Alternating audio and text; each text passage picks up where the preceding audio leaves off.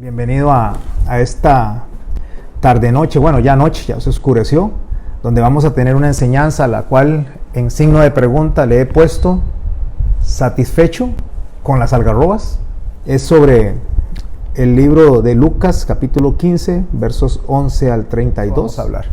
Mi esposa que les está dando la bienvenida acá. Vamos a ver cuánto faltan 5 minutos. Bienvenidos hermanos. Un gusto otra vez podernos conectar por este medio. Mi esposa les contesta por ahí mientras esperamos a los demás. Gretel. Hola. Hola. Hola, toiticos, diría Yoleni. Noilin, bienvenida. Bienvenida, mi hermanita. Ahí está Kimberly. Hola, Kim. Me los imagino que van entrando todos, van entrando y ahorita nos dicen que hay que sentarnos porque ya vamos a comenzar. Eso está en mi mente. Hola, como que vamos Charlie. entrando. Charlie Brown. Bienvenidos. Bienvenida Aurea que está con Carlos. Bienvenido Rafa y Jimena que están con Shani. Gretel.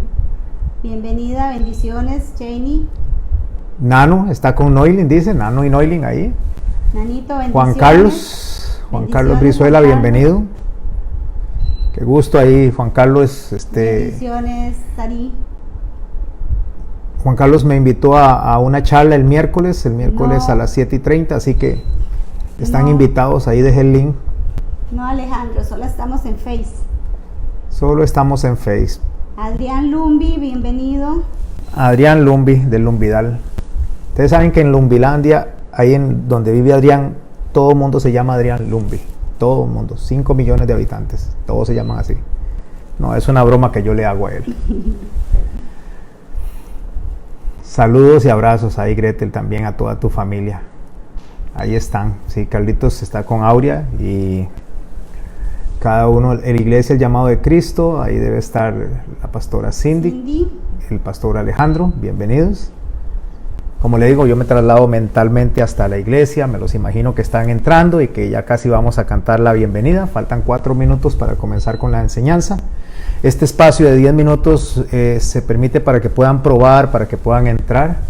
Claro, Ariana, te extrañamos, también los extrañamos a todos. Ya tiene rato, ya realmente se va sintiendo la distancia. Doña Cecilia, un abrazo y a don Dago, que debe estar con usted. Hola, doña Ceci. Qué montón de Bendiciones, corazoncitos. Espero que se encuentre No bien. puedo ir hasta allá para poner corazoncitos. Yo le voy a poner aquí. Ponga ahí corazoncitos de parte de nosotros. Bienvenidos todos, de verdad que los extrañamos. Leo, bienvenido. Leo y familia, ahí está con Mari, con las Ángela. chiquillas. Ángela, bienvenida Ángela, qué gusto tenerla por acá, ya casi comenzamos con la enseñanza de este fin de semana. ¿Cuál es el nombre? En signo de pregunta. ¿Satisfecho con las algarrobas? Esto es muy importante que se lo graben, el título tiene mucha importancia en una prédica. ¿Satisfechos con las algarrobas? Entonces, vamos a comenzar Milena en Miranda, hola, 3 Milena, minutos, ¿cómo le está? damos chance a los que faltan. Qué gusto que esté por acá, Milena. Milena Miranda es la hermana de Silvia. La hermana de Silvia, sí. Miranda, yo decía Miranda. Es que como tenemos una Milena en la iglesia, entonces se me hizo un nuevo cerebro. Lady, sí. Buenas noches, pastores. Esa es la pastora Cindy que está ahí escribiendo bien. Hola, mi hermana, de verdad que los extrañamos.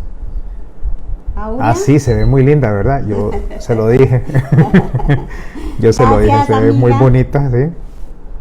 Ya, ahora sí, lo puso ahí y ya me puedo reír. Ajá. Sí, se hizo un peinado Me muy bonito. distrae. Oiga, que usted la distrae, Aurea, Es dice. que hace mucho calor, entonces me hice trenzas porque ese calor que va.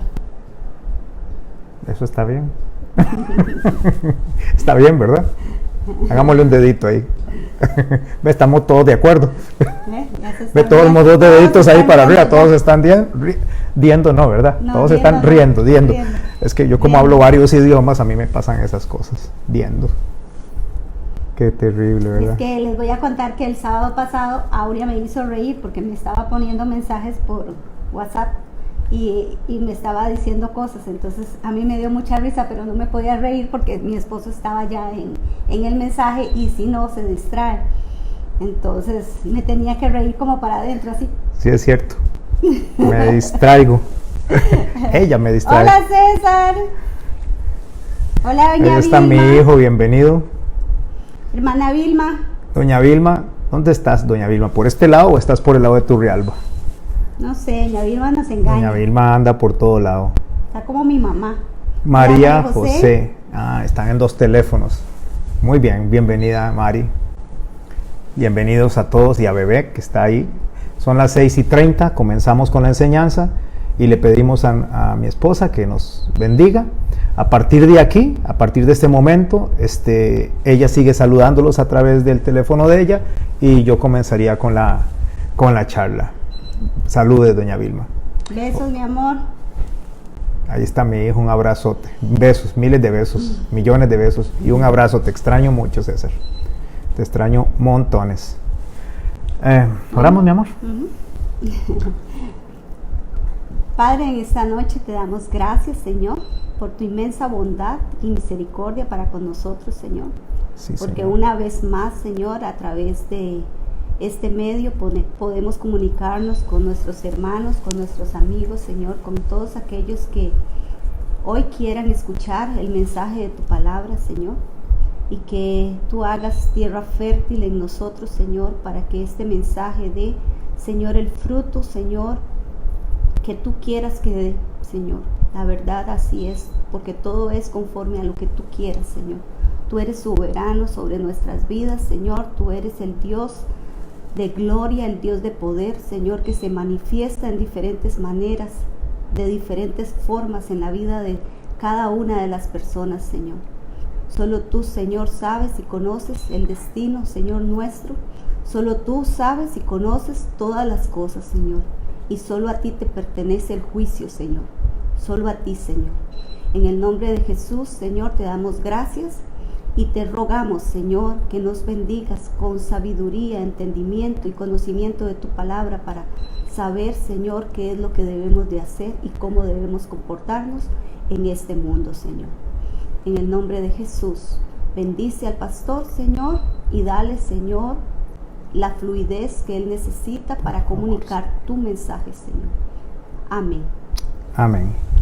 Bueno, bienvenidos todos. Ahí los dejo con mi esposa en los saludos y yo comienzo con la enseñanza. Les voy a invitar a que tomen sus Biblias y vayan conmigo a Lucas, al capítulo 15, versos 11 al 32. Ahí se encuentran con la parábola del hijo pródigo.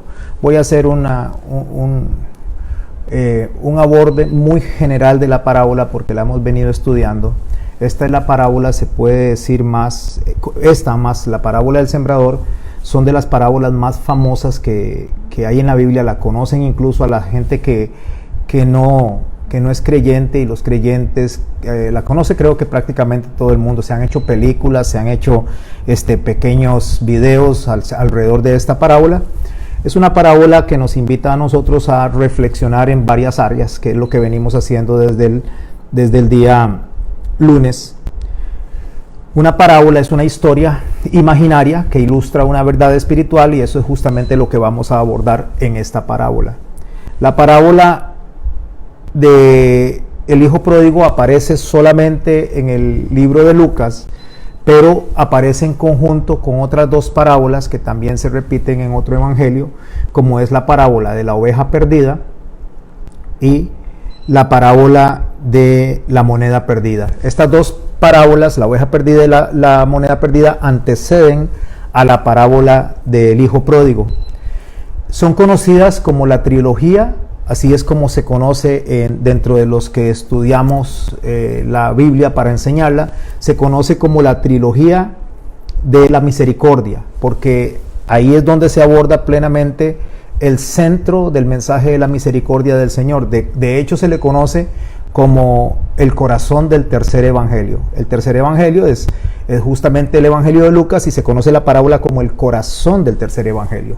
Recordemos que Lucas era hijo de un padre no judío con una judía, y él viene y se incorpora a las enseñanzas del Señor. De hecho, el Señor a través del Espíritu Santo lo guía a escribir el libro de Lucas, pero en ese mensaje de Lucas, que es un historiador, donde el médico viene y hace una recopilación de todos los datos, él no estuvo presente probablemente en todos los eventos de nuestro Señor Jesucristo, aunque se cree que era parte de los 70 que habían sido enviados, pero se cree, básicamente no podríamos asegurarlo, por lo tanto lo dejamos en el área de la especulación, pero sí sabemos que como historiador y como médico era un hombre que manejaba muy bien el léxico helénico.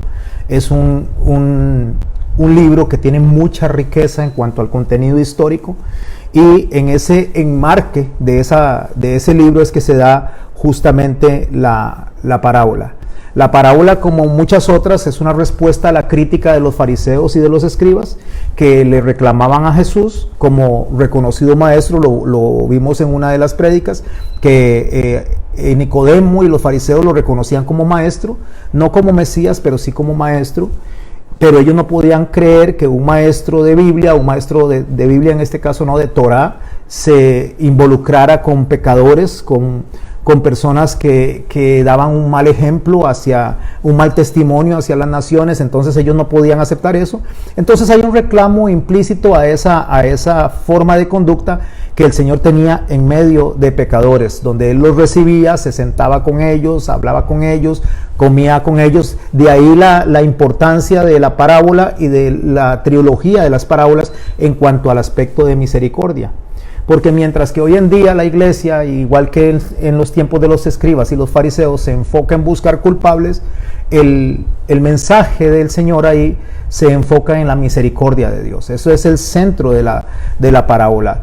La parábola en realidad no es el eje central de ella, o el mensaje central no está enfocado ni en el hijo rebelde, ni en el hijo resentido, que es el mayor, que se quedó ahí esperando, sino que está enfocado en el Padre misericordioso. Ahí es donde está enfocada toda la parábola. El enfoque es justamente que nos enseña a nosotros que Dios, a pesar de nosotros, constantemente nos está llamando al arrepentimiento. En una forma muy breve quiero abordar la historia de la parábola. Ya la mayoría de las personas lo conocen, pero por aquello de que alguien se haya incorporado que no la conozca, la parábola consiste en la historia de dos hijos. El menor de ellos, o sea, el menor de los hijos, le dice al papá que le dé su herencia, que él desea que le entregue todo. Algo extraño, porque una herencia se entrega cuando la persona ha muerto, no mientras la persona está en vida, pero aún así el padre cede a la petición de este joven y le da todo lo que le correspondía a él.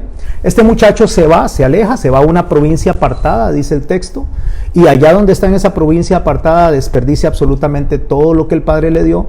Viene una crisis dentro de la provincia, y entonces él, sin tener recursos y en medio de la crisis, no tenía ni qué comer. Entonces un hombre, un ciudadano de la provincia, le envía a apacentar unos cerdos. Ese es el trabajo que le da, lo cual nos indica a nosotros que este muchacho estaba lejos totalmente de lo que era la enseñanza bíblica o de la Torá, la enseñanza judía para esa familia. Porque si él estaba en una provincia donde la industria porcina era importante y donde se criaban cerdos y donde la gente se alimentaba con cerdos, no era un entorno judío, era un entorno totalmente pagano, un entorno totalmente alejado de lo que él conocía desde niño. Por lo tanto, no solo dejó a su padre, no solo abandonó la casa, no solo desperdició todo, sino que se fue a habitar en una comunidad donde sus normas eran totalmente contrarias a lo que él había aprendido de sus padres.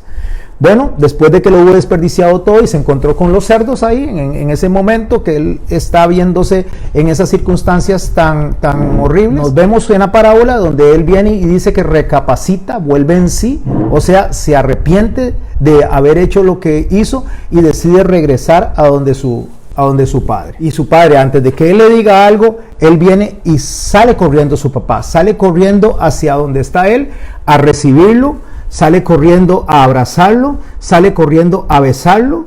Entonces él viene y le dice a su padre que ha pecado contra el cielo y contra él. Pero su padre no lo deja terminar de hablar. Su padre, en lugar de dejarlo hablar, viene y se le va encima, lo abraza, lo besa constantemente y le dice que va a hacer una fiesta. Manda a uno de los criados a que prepare todo el becerro más gordo y lo viste, lo calza, le pone un anillo y lo manda hacia la casa. Bueno, esa es la historia que tenemos nosotros. Llega el hijo mayor, está enojado por lo que está sucediendo en la casa y le reclama al padre por lo que está haciendo con su hermano menor, diciéndole que por qué a su hermano lo está tratando de esa manera, cuando más bien él ha trabajado toda la vida para él sin pedirle nada y sin dejarlo. Esa es la parábola, en general esa es la parábola.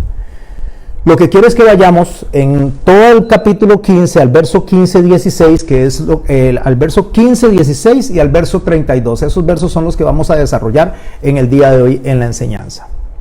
Dice el verso 15: y fue y se arrimó a uno de los ciudadanos de aquella tierra, el cual le envió a su hacienda para que apacentase cerdos. Y deseaba llenar su vientre, escuche lo que dice, de las algarrobas. Ahí está el título que tenemos hoy. El título es, en signo de pregunta, ¿satisfecho con algarrobas?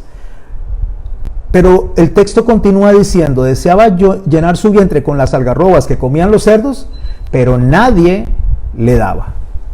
Repito, pero nadie le daba. Esto es muy importante porque resulta que dejó todo lo que tenía, se fue a la tierra de otras personas y ni siquiera el alimento de los cerdos era de él. No podía ni siquiera tomar de ese alimento y ninguna persona le quería dar a él. Cuando yo hago la pregunta, ¿satisfecho con algarrobas? Es justamente porque esa es la pregunta que deberíamos de hacer nosotros. ¿Nos damos por satisfechos con las obras nosotros? O sea, ¿nos damos nosotros por satisfechos por agarrar las cosas de Dios y desecharlas y quedarnos en este mundo temporal? Recuerde que la frase es alrededor de las algarrobas. Ese es el reclamo que le hace justamente el hermano mayor al padre. Se fue, desperdició todo el dinero con prostitutas, desperdició todo lo que le diste y ahora viene y le haces una fiesta. ¿Por qué? Porque no estaba satisfecho con las algarrobas. Él se acordó que en la casa de su padre había mejores cosas para los jornaleros, más alimento para los jornaleros que para él mismo. Ahora vamos al verso 32, que es el que va a armar el cuadro de lo que vamos a estudiar hoy. Mas era necesario, le dice el padre al hijo mayor cuando le dice por qué está haciendo la fiesta, mas era necesario. Pero esta palabra necesario que está aquí en este verso 32 es ananqué. Y es importante saber que es ananqué porque la palabra ananqué es necesidad de justificar o necesidad de hacer justicia. Por lo tanto, el padre está diciendo, mas era necesario hacer fiesta y regocijarnos. Lo que él está diciendo es necesario hacer justicia y regocijarnos. Vean, mis hermanos, aquí hay un mensaje poderoso. Hay un mensaje lleno de amor, hay un mensaje lleno de misericordia, porque ante el arrepentimiento de su hijo, ante el regreso de su hijo, la expresión de su padre es, mi hijo era muerto y ahora vive.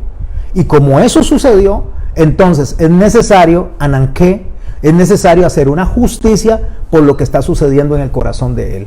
Es necesario que hagamos fiesta, porque tu hermano era muerto y ha revivido, se había perdido y es hallado. Recuerde que antes de esta parábola está la de la oveja perdida y la de la moneda perdida. Esto es importante porque la parábola va alrededor de la misericordia y va alrededor del perdón.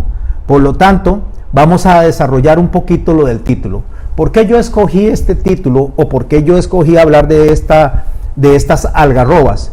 Porque en el mensaje de las algarrobas, aunque usted no lo crea, aunque es una historia imaginaria que revela una verdad bíblica, una verdad espiritual para nuestros corazones, todo tiene sentido. Y justamente el que él mencione las algarrobas como un alimento en el cual está expuesto él, al cual él desea que nadie le da, porque prácticamente era lo único que quedaba, era algo que no se aceptaba, porque era alimento de cerdos y ni siquiera los cerdos se aceptaban en esa cultura. Él se encuentra con estar en el puro charco, está en el puro suelo, está en lo más profundo. O sea, cuando ya llega ahí a lo más profundo, ¿qué le queda? Nada más ver para arriba, ya no hay más donde bajar. Ya él bajó todo, ya no solamente estaba cuidando cerdos, sino que hasta quería comer el alimento de los cerdos. O sea, estaba peor que las sobras, era como comer el desecho de los mismos cerdos. Eso era lo que estaba sucediendo en ese momento. ¿Y cuál era el alimento de los cerdos? Las algarrobas. Las algarrobas tienen hoy el centro de la atención de mi corazón, de mi mente, y tiene el centro de la atención tuya. Así que dice así, mis notas, lo que yo puse es que las algarrobas no resisten el frío, sobre todo las grandes heladas. Se cultivan en alturas de 500 metros para arriba para poderlo proteger a más o menos 40 o 50 kilómetros de distancia de la playa. Tiene que ser hacia adentro del territorio, porque cerca de la playa también se destruyen. Por lo tanto, esto estaba básicamente adentrándose dentro del territorio de Israel en la historia imaginaria que Jesús nos tiene. Pero esta no es la parte esencial que quiero que rescaten y la parte que deseo en mi corazón que realmente atesoren hoy. La perla de sabiduría que hay en mi corazón para ustedes hoy es que las algarrobas en Palestina, en lo que es la zona de Israel, se cosechan a finales de septiembre e inicios de octubre. Ahí está el mensaje, ahí está la clave de lo que vamos a estudiar hoy. Recuerde, se cosechan a finales de septiembre y principios de octubre. Por lo tanto, para que hubieran algarrobas donde están los cerdos, para que en ese momento hubieran algarrobas, ya nos arroja una fecha, nos arroja un momento en el cual justamente este hombre está experimentando el arrepentimiento, y es durante la fiesta de las trompetas, durante el Yom Teruah, durante la fiesta en que va a haber un juicio hacia la tierra, pero también ese mismo juicio, aunque va a haber un juicio hacia la tierra, llama al arrepentimiento. Así que en ese mes, que es a mediados de septiembre y mediados de octubre, ese mes que calza, ese mes hebreo se llama mes de Tishrei. En ese mes, que este año se celebra el 18 de septiembre, se conmemora la creación del mundo. O sea, lo que se celebra, como en el caso de este año, que es el 5781, es 5781 años de que Adán fue creado. Y también se conmemora o se representa cuando el Señor va a regresar. Va a regresar en un periodo, en el mismo periodo en el que Adán fue creado y en el mismo periodo en el que él la primera vez vino, porque en esas fechas fue que él también vino la primera vez, cuando él se presentó delante de los pastores, o mejor dicho, los ángeles se presentaron delante de los pastores a anunciarles que un niño había nacido. Eso se da mediados de septiembre para nosotros, mediados de octubre para ellos, mes de Tishrei. En ese momento las algarrobas están siendo cosechadas. En ese momento hay producción de algarrobas. Por eso la algarroba nos manda un mensaje extraordinario. ¿Cuándo se creó el mundo? Yo les voy a invitar a ustedes a ir a Génesis capítulo 2 para regresarnos un poco en el tiempo. Y en el verso 15 al 17 vamos a ver una escena donde Dios le ha advertido a Adán anteriormente que haga todo, que le dé nombre a los animales, que administre esa gran empresa que le dio, como fue toda la creación, y donde está administrando eso le dice: puedes tomar de esto, pero no puedes tomar de esto, refiriéndose al árbol de la vida, pero de todo lo demás sí podía tomar. Ahí en Génesis, en el capítulo 2, en los versos 15 y 17 dice así: tomó pues Jehová Dios al hombre y lo puso en el huerto del Edén para que lo labrara y lo guardase. ¿Para qué lo puso? Lo puso a trabajar, no lo puso para que estuviera de vago, para que lo labrara y para que lo guardase. Y mandó Jehová Dios al hombre diciendo: de todo árbol del huerto podrás comer, mas del árbol de la ciencia del bien y del mal no comerás. Ahí hay un mandamiento, eso es un mandato implícito, o sea, hay un mandato directo, eso es un imperativo. De este árbol no comerás. ¿Por qué? Porque el día que de él comieres, ciertamente morirás. Ahí está la sentencia. Él le dijo: si usted escoge desobedecer, si usted escoge comer de ese árbol, ciertamente morirá. Como Dios es veraz y todo hombre mentiroso, lo que Dios dice es veraz, lo que Dios indica, eso va a pasar. Dios no se va a salir de esa línea. Dios, cuando promete algo, Él lo cumple. Bueno, el hombre decidió cambiar su comunión diaria para comer el único fruto que se le tenía prohibido no tomar. La comunión que tenía con Dios, la relación que tenía con Dios, esa intimidad donde Dios se paseaba en medio del huerto, donde Dios se movía en todos los alrededores, ahí donde se paseaba y conversaba con Él, toda esa comunidad, toda esa comunión, el hombre decidió cambiarla. ¿Por qué? Por ese fruto. No son las algarrobas, no voy a decir que son las algarrobas, pero quiero usar la ilustración de las algarrobas. Es lo mismo que hizo este joven cuando cambió todo lo de la hacienda, toda la vida que tenía con su padre, para irse a otra ciudad, a desperdiciar todo, y terminó deseando comer algarrobas. Eso es lo que le da título a mi mensaje hoy: ¿satisfecho con algarrobas? Pero él decidió cambiar todo. Adán decidió cambiar todo eso. Igual que Adán, que vino y le fue inducido por Satanás, de esa misma manera un hombre se le acerca a este muchacho y se lo lleva y le dice que vaya a trabajar, dándole de comer a los cerdos. Bueno, al hombre le faltó arrepentimiento, y el hombre lo que hace es conseguir ser expulsado de la empresa más grande y más importante que jamás haya existido. Vean, mis hermanos, esto es muy importante. Allá se administraba ganado, se administraba las aves, se administraba la pesca, se administraba la agricultura, se administraba toda la creación. Al hombre se le dio esa empresa increíblemente grande y se le dice: tome, aquí está en administración. Y el hombre lo decidió cambiar por algarrobas. Como les digo, no eran algarrobas, es la figura que estamos utilizando.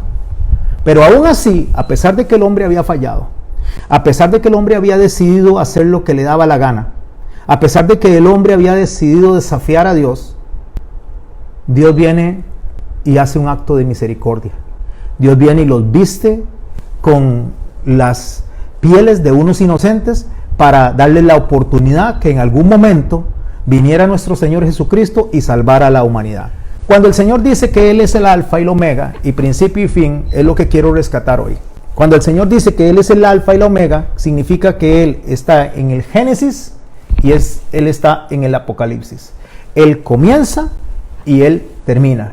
Entonces, lo que el Señor está diciendo no es que Él tiene principio y tiene fin, es que en el principio de la humanidad y hasta el fin de la humanidad, Él es el absoluto, Él es el completo, Él es el que tiene el control absolutamente de todo. Y como Él tiene el control absolutamente de todo, entonces Él va a hacer todo lo necesario para poder llevar al hombre la misericordia para que el hombre pueda ser rescatado.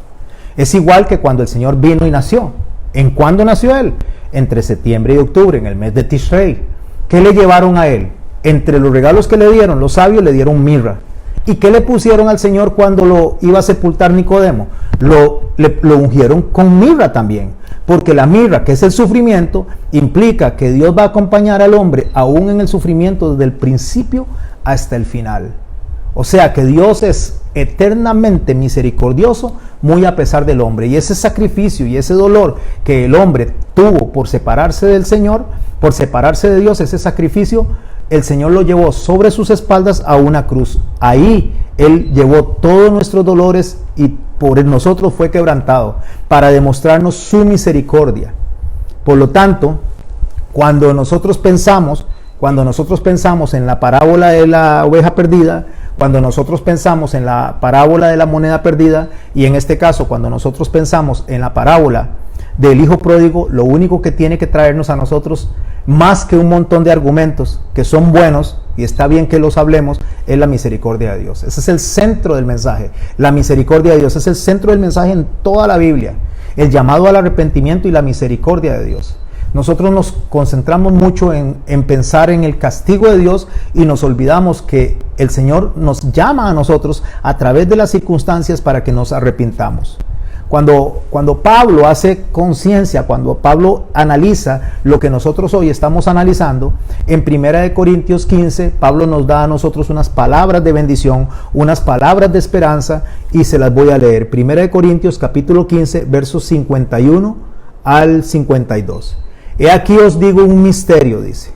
No todos dormiremos, pero todos seremos transformados en un momento, en un abrir y cerrar de ojos, a la final trompeta, porque se tocará la trompeta y los muertos serán resucitados incorruptibles y nosotros seremos transformados. Déjeme contarle algo de las trompetas.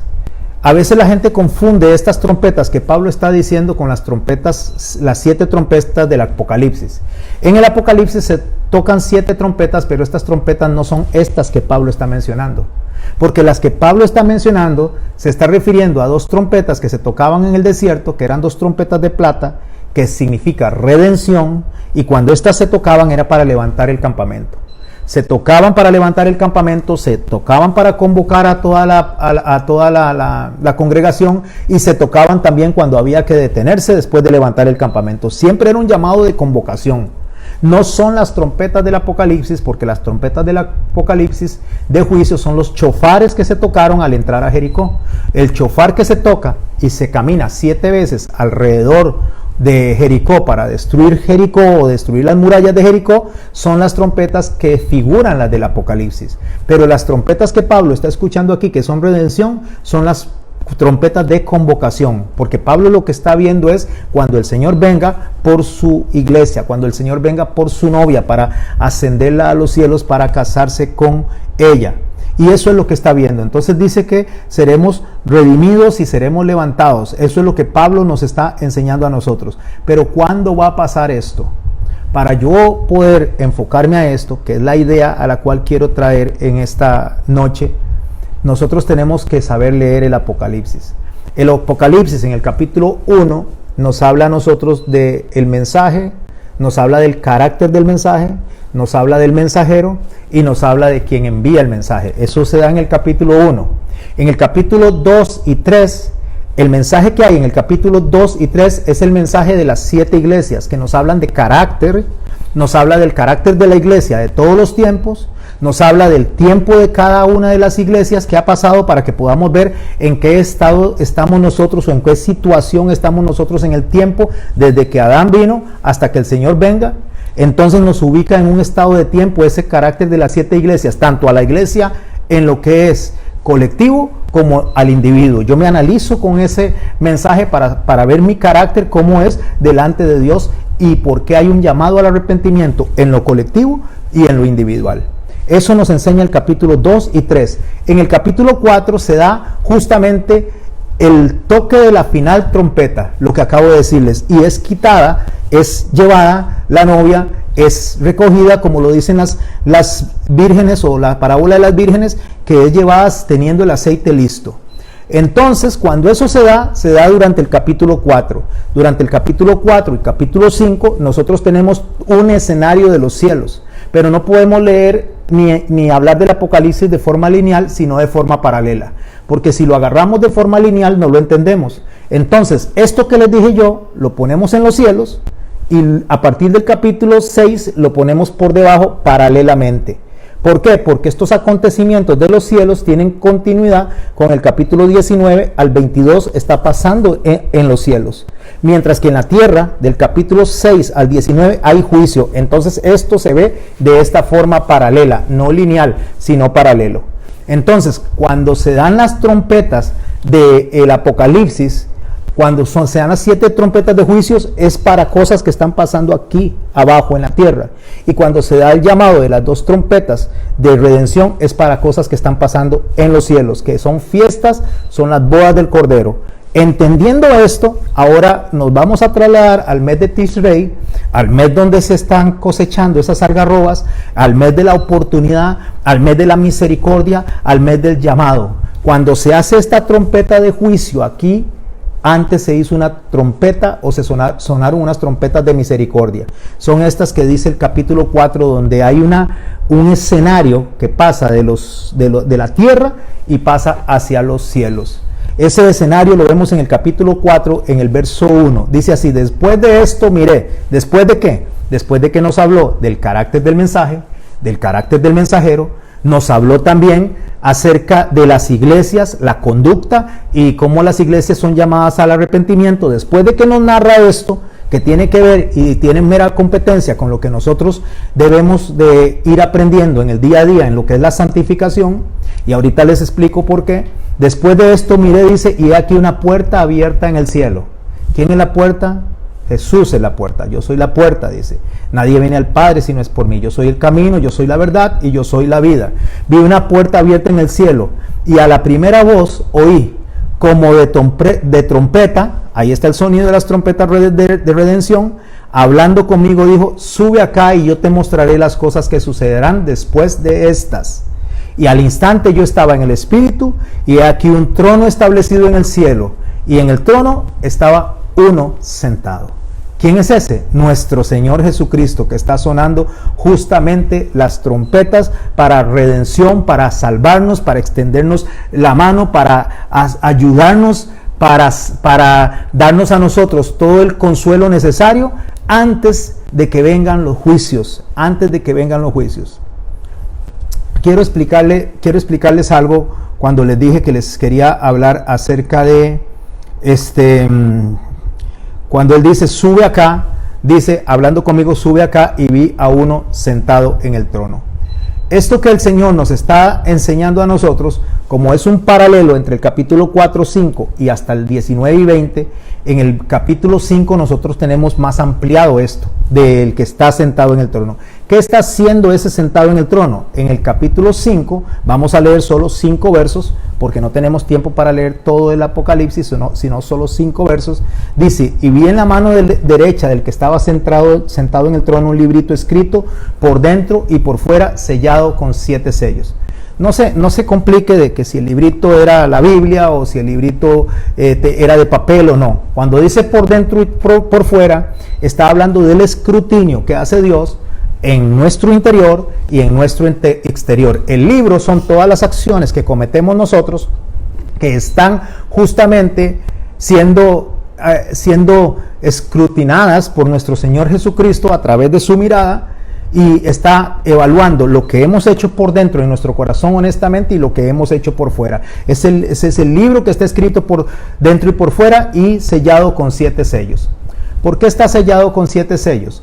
Porque cuando alguien en la antigüedad moría y dejaba un testamento, se agarraba, voy a buscar una hojita aquí, a imaginarme una de estas hojitas para explicarles, se agarraba y se escribía en un pergamino los deseos de la persona como testamento, se ponía cada uno de los deseos, se arrollaba, se le ponía un hilito, un mecatico, y se ponía un sello de cera, y ese sello se sellaba con el anillo de la persona que estaba haciendo el testimonio o el testamento, y eso quedaba cerrado. Cuando la persona moría, entonces eso se hacía delante de un testigo.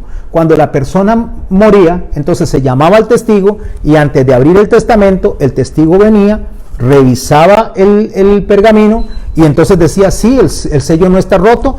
El sello no está roto, ¿verdad? Ok, gracias. El sello no está roto, y entonces él abría el pergamino, y entonces leía toda la última voluntad de esa persona. Resulta que aquí está sellado con 7 sellos. Entonces ya no solo es uno, sino que son 7.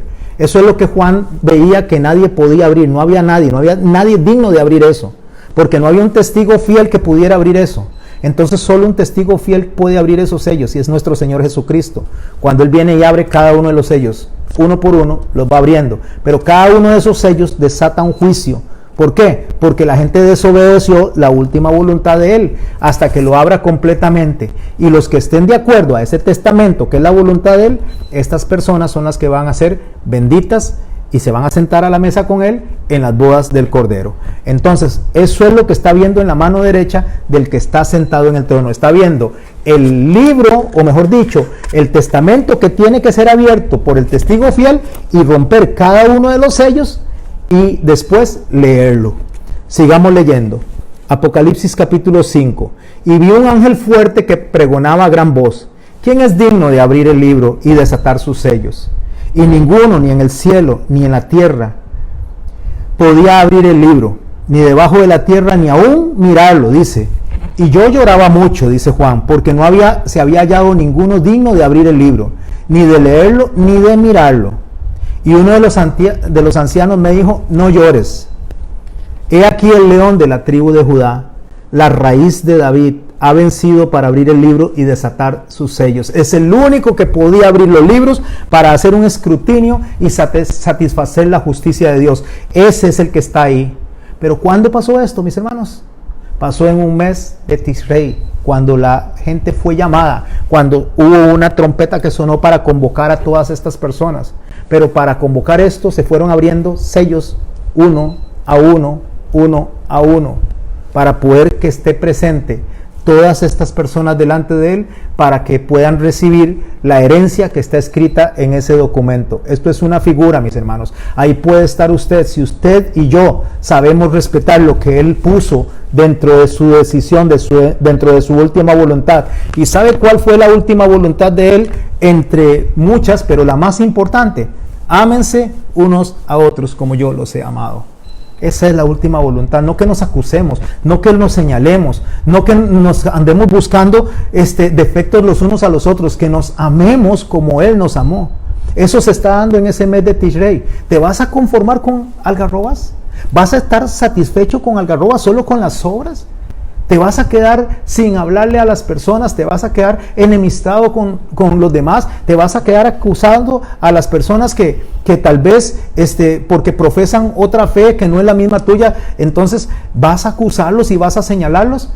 ¿Te vas a conformar con algarrobas? ¿O vas a permitir al Señor que ministre tu corazón y entonces puedas sentarte a la mesa del Señor a comer de la misma cena que Él está planeando para hacer esa fiesta que es necesario para hacer justicia, y nos sentemos a la mesa, porque Dios no rechaza a un pecador que se arrepiente?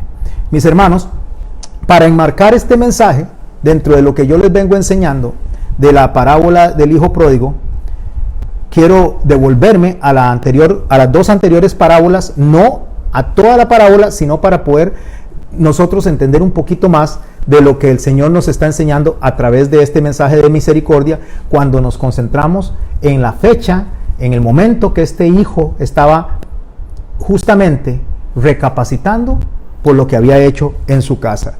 Y los voy a llevar ahí a Lucas capítulo 15, voy a leer los versos 4, de los versos 4 al 10, dice así: ¿qué hombre de vosotros, teniendo 100 ovejas, dice, si se pierde una de ellas, no deja las 99 en el desierto y va tras la que se perdió hasta encontrarla? Y cuando la encuentra, la pone en sus hombros gozoso. Escuche, la pone en sus hombros gozoso. Y al llegar a la casa, reúne a sus amigos y vecinos diciéndole: gozaos conmigo, porque he encontrado mi oveja que se había perdido.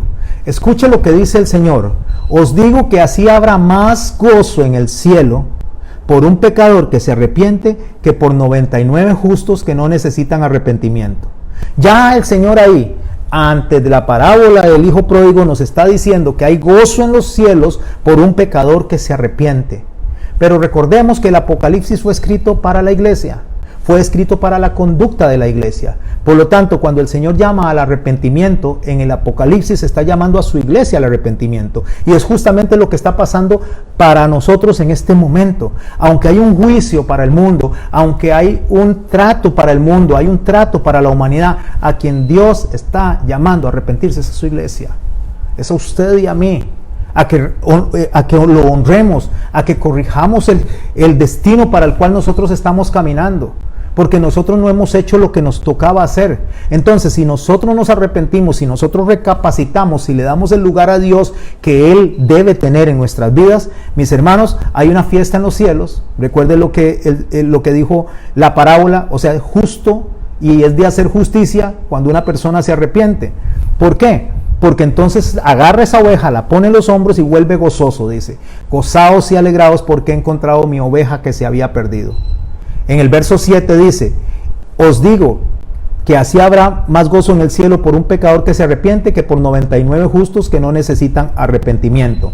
Y pregunta: ¿o qué mujer que tiene 10 dracmas y si pierde un dracma, no enciende la lámpara, dice, y abre la casa y busca con diligencia hasta encontrarla? Y cuando la encuentra, reúne a sus amigas y vecinas diciendo: gozaos conmigo porque he encontrado el dracma que se había perdido. Y dice el Señor: así os digo que hay gozo delante de los ángeles de Dios por un pecador que se arrepiente.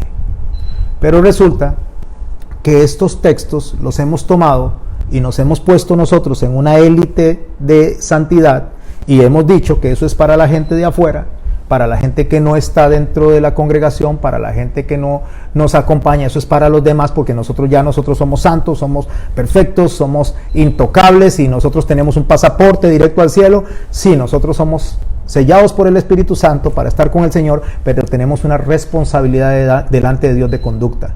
Y eso es lo que el Señor nos está llamando hoy la atención, mis hermanos, a usted y a mí. Como hijos suyos, nos está llamando al arrepentimiento, nos está llamando a cambiar la conducta, nos está llamando a que nosotros pensemos en cuánto nos queda de vida y cómo vamos a vivir esta vida que nos queda, cómo la va a vivir usted y cómo la voy a vivir yo. Por eso en el capítulo 5 de Apocalipsis, en el verso 6, dice estas palabras y se las explico. Y miré y vi en el cielo, y miré y vi en medio del trono de los 4 seres vivientes y en medio de los ancianos estaba en pie un cordero como inmolado. ¿Quién es ese cordero como inmolado? El único digno de abrir los sellos, el único digno de poder llegar delante del Padre y decir: yo cumplí con toda la tarea, pero yo la cumplí para que ellos puedan estar conmigo. Ahí fue donde Él colgó todas las actas en la cruz para que usted y yo tuviéramos misericordia. Es Él que se adelantó a buscarnos a nosotros. Es el que corrió donde estábamos nosotros cuando nos estábamos conformando con algarrobas, cuando queríamos comer con los cerdos, aún ahí en medio de comer con los cerdos, allá, aún en medio de haber despreciado a esa gran industria que Él nos había dado, que se llama bendición, que se llama salvación, que se llama amor, compasión, misericordia, aún habiendo hecho semejante tontera el ser humano, aún en medio de todo lo que nosotros hacemos en el día a día, cada día, conducta que hacemos nosotros insensata, y Él corre a abrazarnos y a besarnos en esa misericordia. ¿Y qué es lo que hace? Que ese cordero inmolado dice que tenía 7 cuernos y 7 ojos para hacer el escrutinio de justamente el testamento que Él había pedido, los cuales son los 7 espíritus de Dios enviados a toda la tierra. Dice: vino y tomó el libro de la mano derecha del que estaba sentado en el trono. ¿Qué es la mano derecha? Ejecución. Voy a ejecutar el juicio, pero Él viene y toma ese libro de su mano derecha, lo toma el libro de la mano derecha del que estaba sentado en el trono, y cuando hubo tomado el libro, dice, cuando tomó el libro, es para hacer juicio, es para que suenen las trompetas justamente de juicio. Los 4 seres vivientes y los 24 ancianos se postraron delante de ese cordero. Todos tenían arpas, que representa adoración, y copas de oro llenas de incienso, que representa oración, que son las oraciones de los santos, y cantaban un nuevo cántico diciendo así: digno eres de tomar el libro y de abrir sus sellos, porque tú fuiste inmolado, y con tu sangre nos has redimido para Dios de todo linaje y lengua y pueblo y nación, y nos has hecho para nuestro Dios reyes y sacerdotes.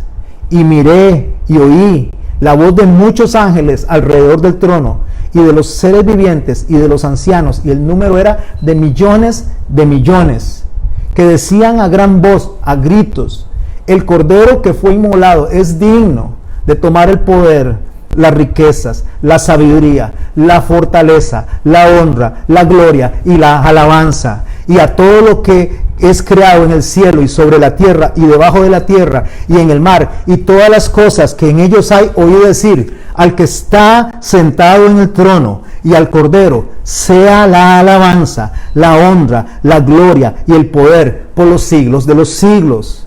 Y los 4 seres vivientes decían: amén. Y los 24 ancianos se postraron en sus rostros y adoraron al que vive por los siglos de los siglos.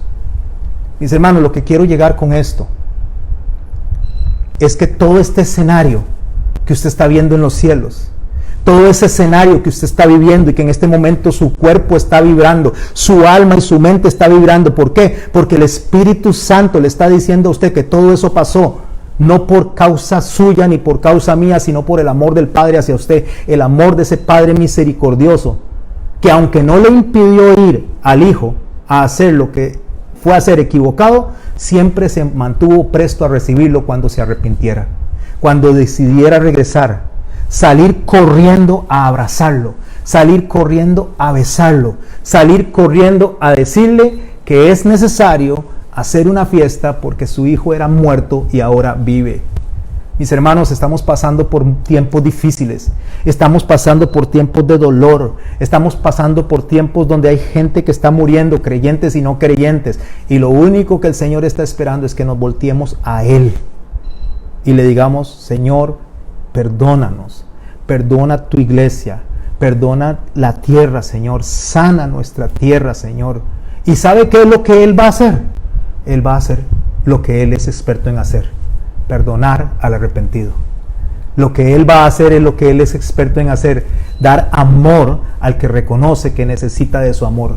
¿Sabe qué es lo que Él va a hacer? Lo que no hacemos nosotros, que nosotros acusamos y nosotros juzgamos. Él va a venir y nos va a abrazar y nos va a besar y nos va a decir diferente a lo que nos dijo en el Edén.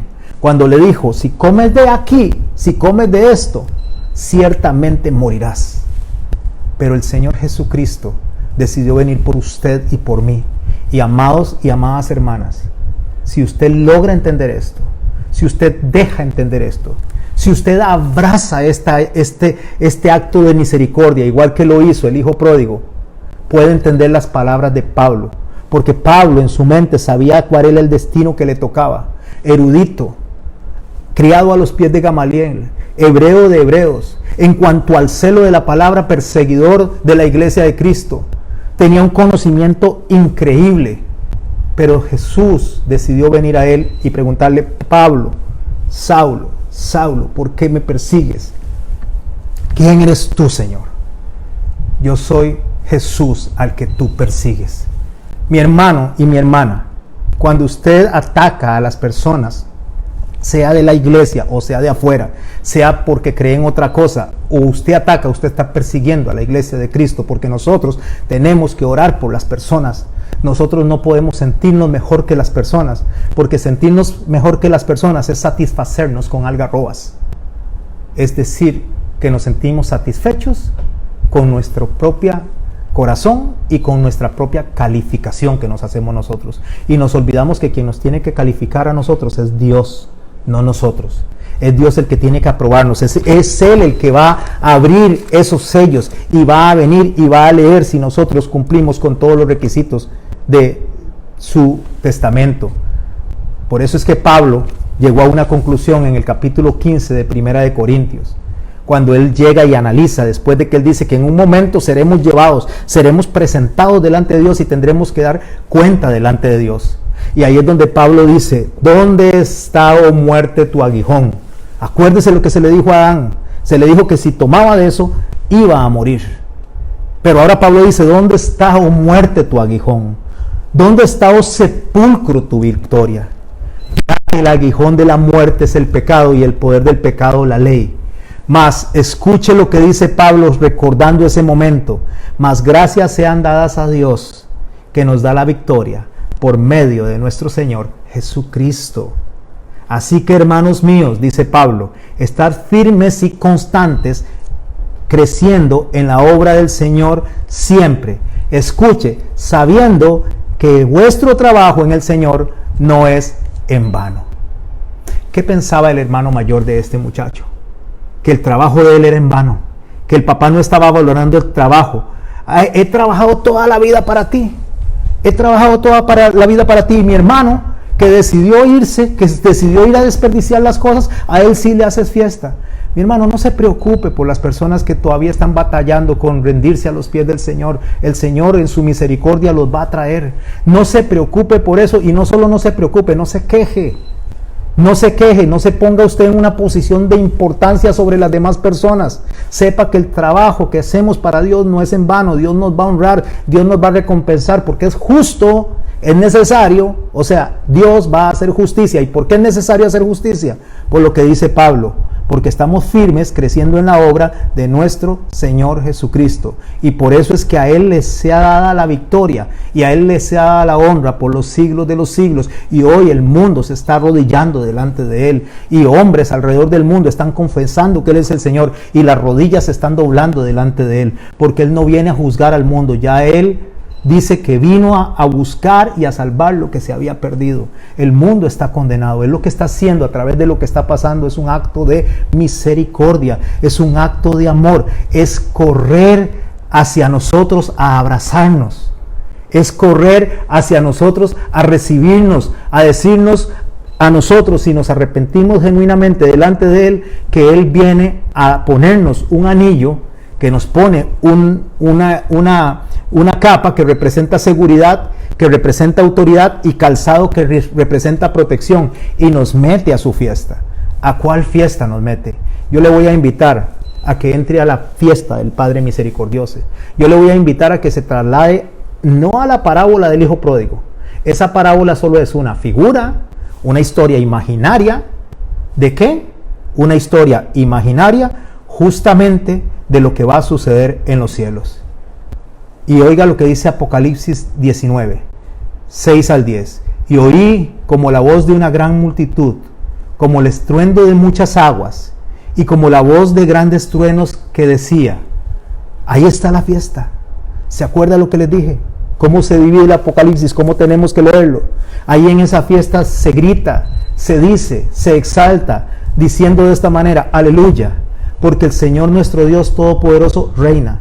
Gocémonos y alegremos y démosle gloria, porque han llegado las bodas del Cordero y su esposa se ha preparado. Y a ella se le ha concedido que se vista de lino fino y resplandeciente, porque el lino fino es las acciones justas de los santos. ¿Cuáles son las acciones justas de los santos? Hacer lo que dice el testamento que teníamos que hacer. ¿Y qué es lo que Dios nos pide? Que nos amemos los unos a los otros como Él nos ha amado. Me moriré diciéndole esto, mis hermanos. Me moriré cansado diciéndole esto. Amémonos como el Señor nos manda a amarnos. A perdonar como Él perdona. A pasar por alto la ofensa como Él lo hace.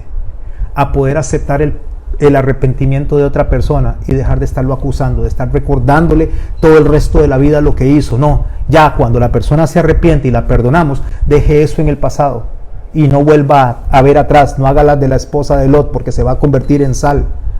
Y si esas acciones justas de los santos, que es lo que el Señor nos manda, a amarnos, a orar los unos por los otros, nosotros lo hacemos correctamente, lo hacemos como el Señor lo pide. Escuche, dice el ángel que está gritando, bienaventurados los que son llamados a la cena de las bodas del Cordero. Usted está siendo llamado a la cena de las bodas del Cordero. ¿Se va a conformar con algarrobas? ¿Está satisfecho con algarrobas? ¿Se satisface con el rencor? ¿Se satisface con la falta de perdón? ¿Se satisface con su propia justicia? ¿Va a ser suficiente para usted comer entre cerdos? ¿O va a decidir sentarse en la cena de las bodas del Cordero? Entonces el texto dice, bienaventurados los que son llamados a la cena de las bodas del Cordero. Y me dijo, estas son las palabras verdaderas de Dios. Yo me postré a sus pies para adorarle. Y él me dijo, mira, no lo hagas. Yo soy consiervo tuyo y de tus hermanos que retienen el testimonio de Jesús. ¿Cuál es el testimonio? Lo que Él nos está pidiendo. Adora a Dios, porque el testimonio de Jesús es el espíritu de la profecía. Yo estoy a la puerta y llamo. Si alguno oye mi voz y abre la puerta, entraré a Él, cenaré con Él y Él conmigo. Eso es lo que estoy buscando, mis hermanos. Este texto que se utiliza mayormente para evangelizar a las personas, no es para evangelizar a las personas. Si usted lo quiere usar, úselo para eso. Está bien, úselo para eso, pero no es eso. Es un llamado de atención a su iglesia. Porque el Señor lo que dice es, yo estoy a la puerta y llamo, toca la puerta, que es nuestro corazón. Si alguno oye mi voz y abre la puerta, entraré a Él, cenaré con Él y Él conmigo. ¿Cuál es? Apocalipsis 3:20. Apocalipsis 3:20 es, mis hermanos. Cuando un esclavo iba a ser liberado, habían tres formas en que era liberado. Una era que se escapara, pero si se escapaba lo agarraban, y si lo agarraban entonces lo terminaban matando. Eso no era viable. La otra era que pagara por su libertad, pero no tenía plata para pagar por su libertad. Entonces, si pagaba por su libertad, él podía ser libre. Al ser esclavo y no tener plata, tampoco era viable. Y la tercera era que se sentara el amo a cenar con él. Esa era una señal de que era completamente libre, cuando se sentaba a comer con el amo. Y cuando se sentaba en ese momento, él podía irse con su familia y podía disfrutar de su libertad. Pero si el esclavo amaba al amo, tanto como el amo lo amaba a él, aún en medio de su libertad, el esclavo le decía al amo, yo voy a vivir el resto de mi vida contigo. Yo voy a ser libre, pero voy a servirte el resto de mi vida. Y para que la gente supiera que era un esclavo libre, se ponía un arete en el lóbulo derecho que decía que era un esclavo doulos. Entonces ese esclavo doulos era un esclavo por amor. Cuando el Señor viene a nuestras vidas, mis hermanos, cuando el Señor nos salva para que no nos vayamos nosotros a la perdición eterna.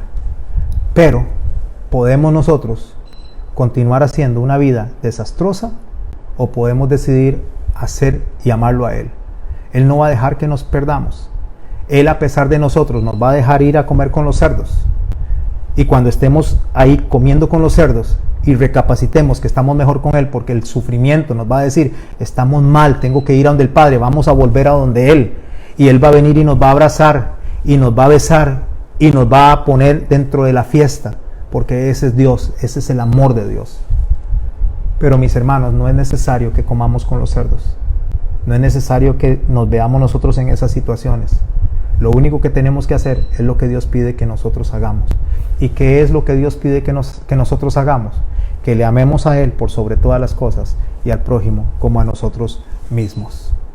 Con esto quiero cerrar, mis hermanos. Lo que quiero cerrar es con lo que cierro casi la mayoría de las veces, porque no hemos llegado, creo, a entender como iglesia esto. ¿Cómo creemos nosotros que el mundo crea que nosotros somos iglesia cuando entre nosotros mismos hay divisiones? ¿Cómo queremos nosotros que el mundo venga y siga nuestro ejemplo cuando usted no le habla a su hermano? O no se habla a veces ni en la propia casa suya. O a veces no se dirige la palabra pero ni con sus hijos, ni a su mamá la respeta. ¿Cómo usted pretende que el mundo, o yo pretendo que el mundo venga y crea en Jesús cuando Jesús no es luz para ellos a través de nuestras vidas? No, mis hermanos, eso es lo que el Señor nos está llamando, al arrepentimiento de esa conducta. Está llamando a su iglesia a arrepentirse, a su iglesia. Cuando su iglesia deje de estar buscando señales para ver si está el anticristo, para ver si hay un monstruo que sale por acá o un monstruo que sale por allá, deje de estar buscando eso, deje de estar concentrado en eso. Porque ¿sabe cuántos capítulos hablan de la creación en toda la Biblia? 3 de 1166. 3 capítulos hablan de la creación. ¿Sabe cuántos hablan de profecía? ¿Cuántos capítulos hablan de 1166? El 20%. ¿Y sabe cuánto habla de conducta? De conducta de un pueblo que constantemente se equivocaba y Dios le llamaba al arrepentimiento y siempre lo abrazaba. El 80% de toda la Biblia habla de conducta. Concéntrese menos en buscar si habían dinosaurios en el principio y concéntrese menos en buscar si van a haber dragones al final y concéntrese más en la vida que tenemos que llevar en el día a día. Eso se llama santificación y la santificación comienza por amar como Jesús amó. Yo les doy gracias a ustedes por habernos acompañado en esta oportunidad y yo le voy a pedir a mi esposa nuevamente que nos despida una oración. Y muchas gracias a todos los que estuvieron acá. Disculpe por los momentos ahí de lapsus que me dieron, pero eso pasa. Y estamos en vivo, y eso pasa en vivo, y eso pasa en la iglesia también. A veces se me traba la lengua, pero eso, ¿qué importa? Lo importante es que el mensaje de Dios, dice el Señor en Isaías, cumple el propósito para el cual fue enviado. La palabra de Dios nunca se regresa vacía. Y lo que quedó en sus corazones el día de hoy, en mi corazón, va a rendir fruto. Y a todos los que nos acompañaron en esta oportunidad, les doy muchas gracias y comparta con las demás personas, porque el principio de toda la Biblia es la misericordia de Dios. Ese es el principio, ese es el centro de todo. Ese es el corazón de todo el mensaje, la misericordia de Dios, no el juicio. Sí hay juicio, y sí van a haber juicios, pero la misericordia antecede al juicio. Así es. La misericordia antecede al juicio. Eso téngalo presente. Primero la misericordia. Y Dios está dando tiempo, y todos los días da tiempo, y hoy tuvimos 24 horas más, y mañana tenemos otras 24 horas más, porque la misericordia de Dios viene a nosotros todos los días y todas las mañanas, y toca a nuestra puerta y nos dice, siéntese conmigo a cenar. Gracias. Gracias, hermanos, gracias, amigos, por este tiempo. Damos gracias, Señor, en este tiempo por todas tus bondades, Señor, por esa misericordia que tú haces nacer cada día, Señor. Que cuando sale el sol, Señor, hasta que se pone, tu misericordia ha sido nueva, Señor. Sí, Jesús. Y tú das tiempo, Señor, a cada uno de nosotros. Ayúdanos, Señor, a hacer lo que tú quieres que nosotros hagamos, Señor. Ayúdanos a ser, Señor, luz y sal de esta tierra. Y ayuda a cada uno de mis hermanos de tu iglesia, Señor, a hacer ese trabajo, Señor, tan hermoso, Señor, tan especial que tú dejaste para nosotros. En el nombre de Jesús, bendigo a cada uno de los que están viendo, Señor, y de los que verán también este mensaje. Y que este mensaje, Señor, cale en el corazón de cada uno, Señor, y que tu palabra cumpla el propósito para el cual tú la has enviado. En el nombre de Jesucristo. Amén. Amén. Amén. Gracias. Nos vemos o nos oímos dentro de 8 días. Así que muchas gracias, mis hermanos. Los amo a cada uno de los que estuvieron acá y a los que van a estar. Gracias. Bendiciones. Gracias, bendiciones a todos.